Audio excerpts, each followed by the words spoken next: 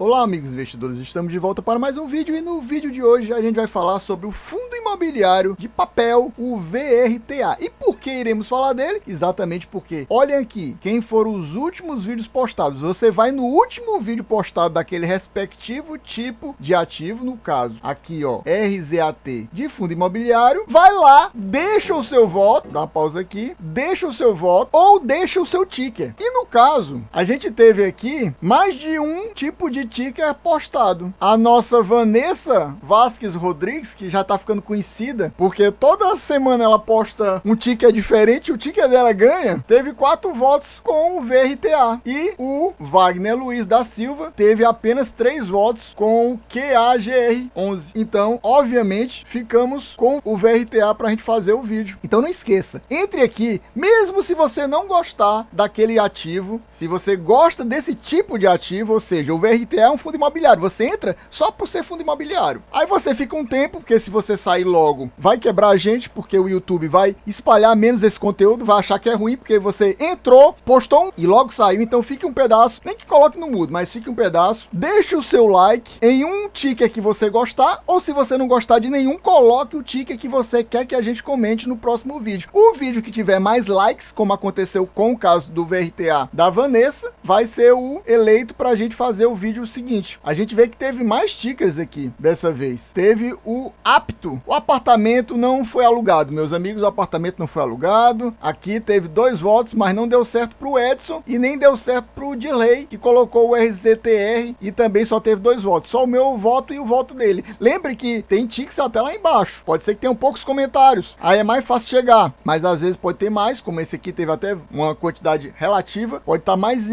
lá embaixo, mais escondido. Então tente dar uma rolada até lá embaixo, porque pode ser que tenha um ticker que você acha interessante ser comentado aqui. E esse pessoal que colocou, pode colocar de novo agora no vídeo do VRTA para a votação que vai acontecer para a próxima semana. Então vem comigo, vem. A gente vê que o VRTA é de Verita, né? Tá aqui, Verita. É o Fator Verita o nome desse fundo imobiliário. Ele está custando atualmente R$ 91,00 a cota dele. Nas últimas 52 semanas teve uma mínima de R$ 81,32 e uma máxima de R$ 97,95. E ele teve um dividend yield bem bom, mas considerando que ele é um fundo de papel, de recebíveis, não é tão bom. Tem fundos melhores. 13,20% é um dividend yield bom, principalmente se a gente considerar que isso aqui é isento, para quem não sabe, é isento de imposto de renda, chega limpinho na sua conta, sem desconto de imposto de renda. E mesmo com tudo isso, ele teve uma desvalorização de 7,10%. A gente vê que a máxima dele foi basicamente há um ano atrás, esses R$ 97,95 no dia 27 de junho, um ano atrás. Depois ele caiu, mas ficou nessa faixa alta aqui, 95, 96, ó, nesse período todo aqui. Ficou subindo e descendo, mas quase lateral nessa faixa alta de 95, 96. Aí começou a cair aqui no começo de novembro, como aconteceu com a maioria dos fundos imobiliários e fiagros. Foram caindo, ó. Aí ele caiu e se estabilizou aqui nessa faixa de 80 e pouco, 87, 80 e pouco, mas caiu de novo. E aqui ele bateu a mínima dele no dia 10 de abril. Como todos nós sabemos, a partir do mês de maio principalmente, mas finzinho de abril, a maioria dos fundos imobiliários, até papel, mas a maioria dos tijolos principalmente, começaram a se valorizar. E não foi diferente aqui para o caso do VRTA. Ele começou a ganhar valor e se a gente pegar da mínima até agora, ele subiu praticamente 12%, 11,90%. A gente vê que o valor patrimonial da cota dele é R$ 93,03, ou seja, ele está com P sobre VP de 0,98. A gente vê que naquele momento que ele estava em alta, ele estava acima do valor patrimonial dele, né? Agora não, ele está com 2% de desconto, se pode indicar um bom momento de compra. Lembrando que aqui a gente não faz recomendação nem de compra, nem de venda de nenhum fundo imobiliário, fiagro ou ação. Você vai pegar esses dados, esses números que eu estou passando, vai estudar melhor e aí sim você vai decidir se compra ou não compra. A gente vê que ele tem uma boa quantidade de cotistas, principalmente considerando um fundo de base 121 mil cotistas, é uma quantidade muito boa de cotistas, e ele não é um fundo pequeno não, ele já é considerado para mim já um fundo grande. Ele pode não ser aqueles gigantes, mas ele tem praticamente 1,5 bilhão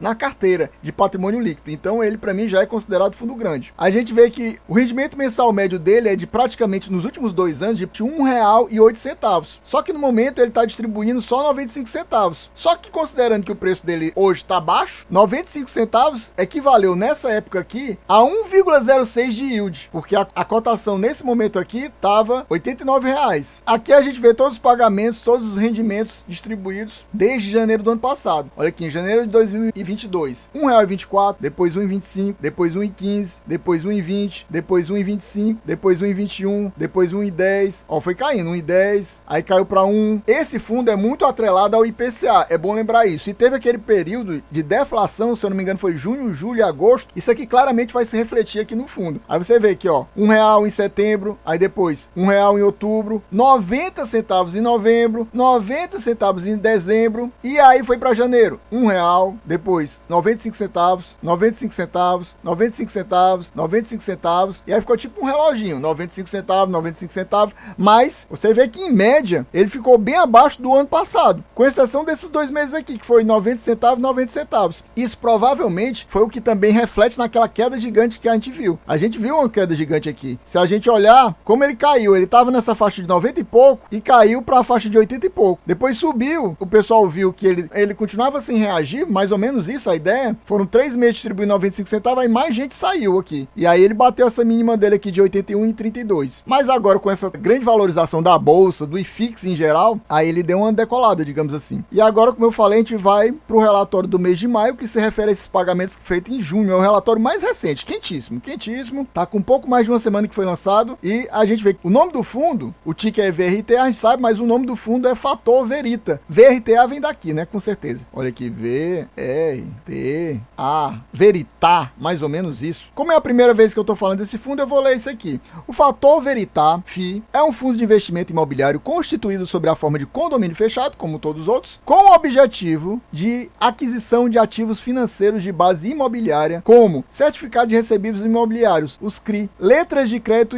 imobiliário, LCI, e letras hipotecárias, LH. Só que ele não investe nisso, nem investe nisso, só em CRI, basicamente. Em cotas de outros fundos imobiliários, isso ele investe. Então ele basicamente está investindo em CRI e cotas de outros fundos imobiliários. Cotas de FDIC, ele não está investindo. Cotas de renda fixa e debêntures. Ele tem um dinheiro em caixa, que está aplicado no banco. Então isso aí pode ser até considerado essa renda fixa aqui. O benchmark dele, quer dizer, a meta dele, digamos assim, é o IGPM mais 6% ao ano. Mas ele praticamente não é atrelado ao IGPM. Ele é quase todo atrelado ao IPCA. É estranho, né? O benchmark ser um IGPM e ele é atrelado ao IPCA. Era para ser IPCA mais 6%, não IGPM. Eu achei estranho esse detalhe. Vamos lá. A taxa de administração, que deve ser aqui somado com taxa de gestão, mas não está separado, é 1% ao ano. O benchmark a gente já viu. O administrador é o Banco Fator. Eu nunca tinha ouvido falar nesse banco, por isso que o nome do ticker é Fator Verita. O gestor é a Fator também, só que não é a Fator o banco. Vamos aqui para os destaques do mês. Novas alocações, não tivemos. Quer dizer, não mudou nada em questão de alocação. Agora, teve movimentações na carteira? Sim, teve. O CRI Mamoré, não é Aimoré. Mamoré eu nunca tinha ouvido falar. Ele teve um pré-pagamento da operação no volume de 244 mil, que o vencimento seria originalmente em julho de 2024. E ele teve já esse pré-pagamento. Isso aqui é a devedora pagando normalmente para se livrar de juros. Às vezes para amortizar aqui, não tá claro isso. Teve uma venda parcial desse fundo que eles têm em carteira, o HGCR, que por sinal tem também na minha carteira. E eles venderam 2 milhões de cotas do HGCR. Muita cota, viu? Eles têm umas posições bem pesadas em alguns fundos, porque como ele já é um fundo grande, né? Vocês vão ver que tem alguns fundos que ele investe mais de 60 milhões, 40 milhões, umas coisas assim bem exageradas. E ele teve essa aqui, compromissada reversa, onde ele quitou 37 milhões de dívida. Essa compromissada reversa, pessoal, basicamente é uma dívida que ele faz para investir mais, ao invés dele fazer a emissão de novas cotas. É basicamente isso que deixa claro aqui no relatório. Então aí quando ele paga, ele tira dinheiro do caixa para fazer pagamento disso, para diminuir as dívidas dele, digamos assim. É uma alavancagem que o fundo tem para fazer novos investimentos quando eles acham que compensa. Não é em qualquer caso. Quando ele acha que compensa, que vai ter um ganho, aí ele faz esse tipo de operação aqui. E quando ele quita, normalmente ele também paga juros. Tem esse detalhe. Eu não entendi como é que foi o funcionamento da compromissada reversa, mas eu vi num caso lá de uma pergunta de um cotista que ele perguntou que 2 milhões era o que aparecia como dívida lá na DRE do fundo. E aí eles foram explicar que era porque eles tinham feito o pagamento antecipado de uma compromissada reversa e isso gerou um pagamento de juros de 2 milhões de reais. 2 milhões de reais só de juro. Era uma compromissada de 20 milhões, eu não me lembro direito, mas era mais ou menos isso. Então, era 20 milhões que eles tinham essa compromissada reversa, eles fizeram a quitação, pagamento antecipado, e aí eles pagam mais 2 milhões de juros. Era 20 milhões, pagamento da operação, e eles pagaram 2 milhões só de juros. Eventos subsequentes que aconteceram. O CRI CACI 2 e o CACI. Aquisição de 10 milhões desse CRI, vencimento em março de 2038, com IPCA mais 8% ao ano. Olha aqui, IPCA, não é IGPM. E CRI CACI é uma nova emissão devido a uma locação adicional iniciada. A operação foi aditada, prorrogando o prazo, alterando para IPCA a 8% ao ano. Ou seja, foi modificada a operação inicial e foi ampliado o prazo e modificada também a taxa de operação. Tá aqui a mini DRE que eles chamam. Aqui a gente vê as receitas dos meses de maio, abril e março. Essa de maio é que foram os recebidos no mês de maio, que foram pagos agora no mês de junho. E aqui embaixo tem as despesas. Aí aqui a gente vê esse negócio de reserva retida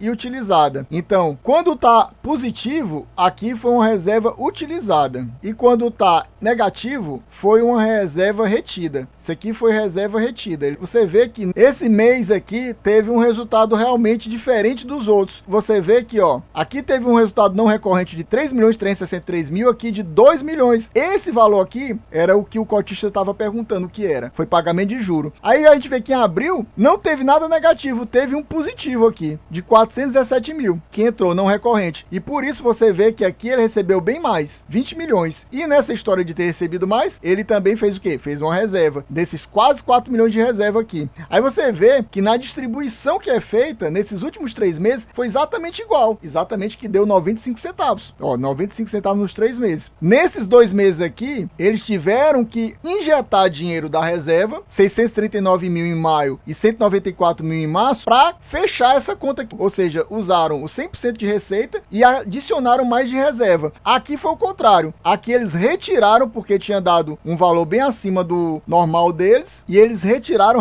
reservaram, para a intenção deles é manter esse valor assim como um relógiozinho, né? Todo mês igual, bonitinho, sem ficar fazendo aquelas oscilações. É isso que dá a entender também quando você lê o relatório por inteiro. Aqui a gente vê que o principal indexador realmente é o IPCA. O IPCA é quase 82%. E a gente vê que o IGPM é bem pouquinho, é só 2%. É engraçado. O benchmark dele é IGPM mais 6% e ele praticamente não tem nada indexado ao IGPM. Isso é muito interessante. E a gente vê que na lista de ativos dele, o principal realmente é o quê? As CRI. 90% é CRI. Tem 3% em caixa e tem 10% em outros fundos imobiliários. Como ele é um fundo bilionário, né? Já tem 1,5 bilhão na carteira, 10% equivale a praticamente 150 milhões. Então ele tem um bom investimento também em fundos imobiliários. Aqui está a composição da carteira do fundo e é gigante. Então a gente vai ver por partes, né? Aqui é bom porque está bem divididozinho. A gente vê quem é o devedor aqui, olha aqui o devedor. Aqui não tem dizendo se é CRI ou não, mas a gente sabe que é CRI, né? Então,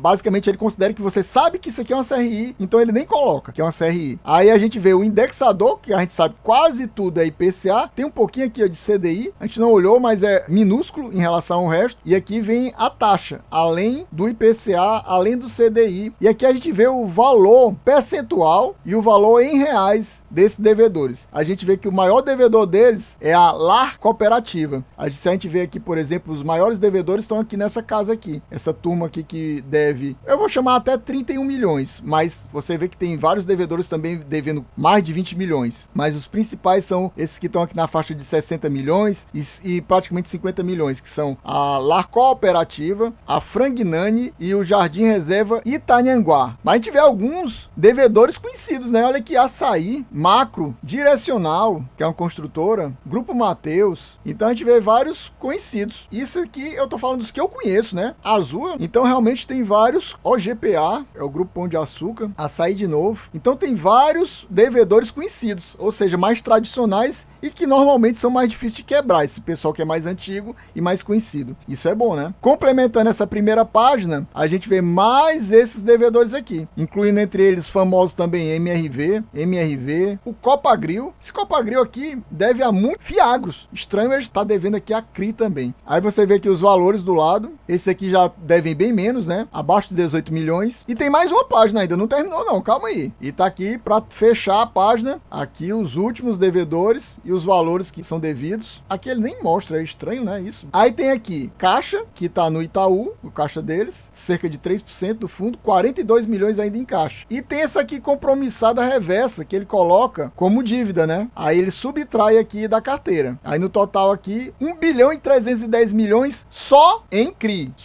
né? CRI e, claro, essas duas aqui que estão uma somando e outra subtraindo. Mas tem também aquelas aplicações que a gente vai ver agora abaixo, que são em outros fundos imobiliários. Em outros fundos imobiliários, ele investe em poucos fundos imobiliários, apenas 8, mas só que ele investe pesado. Se você olhar aqui, ó, 154 milhões em outros fundos imobiliários, sendo 38 milhões nesse QAMI. Nunca ouvi falar. O Game é mais famoso, mas o Game é um fundo imobiliário relativamente pequeno, ele investe 34 milhões, 30 milhões no HGCR, da Credit Suisse, aí tem mais moral, digamos assim, mais conhecido, e esses fundos aqui mais desconhecidos, eu acho que só conheço mais o RB, RY, e mesmo assim não é muito, só de nome. Esses outros aqui eu já vi, mas não conheço, nenhum deles, nenhum fundo muito conhecido e relevante. Os mais conhecidos para mim são o Game 11 e o HGCR. Então, pessoal, a gente vai ficando por aqui, espero que vocês tenham gostado, quem gostou já sabe, se não for inscrito, inscreva agora, deixa aquele likezão e ative o sininho, e não esqueça, se você quiser ter um ticket comentado no próximo vídeo, você deixa o ticket aqui, ou você vota no ticket que você gostou, que tá nos comentários do vídeo. É isso aí, valeu, até a próxima e fui!